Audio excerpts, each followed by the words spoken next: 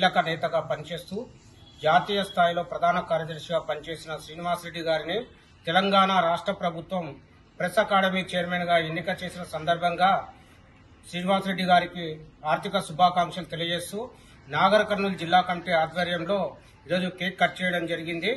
ఈ సందర్భంగా జర్నలిస్టు మిత్రులందరికీ, ఇక్కడికి వచ్చిన మిత్రులందరికీ ప్రత్యేక శుభాకాంక్షలు. మరియు గతంలో ఏపీయూడబ్ల్యూజే నాటి నుండి నేటి వరకు అనేక జర్నలిస్టుల సమస్యలపై శ్రీనివాస్ రెడ్డి గారి నాయకత్వంలో టీయూడబ్ల్యూజే ఎన్నో పోరాటాలు నిర్వహించి తమ హక్కులను సాధించుకోవడం జరిగింది.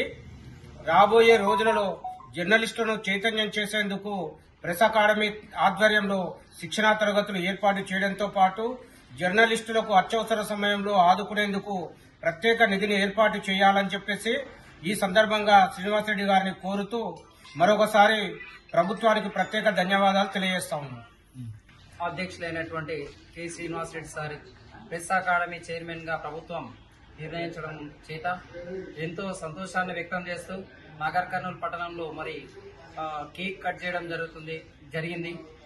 పత్రికా మిత్రులందరూ కూడా హర్షం వ్యక్తం చేస్తా ఉన్నారు. ఎందుకు అంటే దేశవ్యాప్తంగా జర్నలిస్టుల యొక్క సమస్యల పట్ల అవగాహన ఉన్నటువంటి వ్యక్తిగా అనేక పోరాటాలు, పేద ప్రజల పక్షాన పోరాటాలు చేస్తున్నటువంటి వ్యక్తి శ్రీనివాస్ రెడ్డి సార్ కావడం చేత ఇక జర్నలిస్టులకు న్యాయం జరిగే అవకాశం ఉంటుంది. జర్నలిస్టుల వైపు ఎలాంటి ఇది లేకుండా పోరాడతాడు.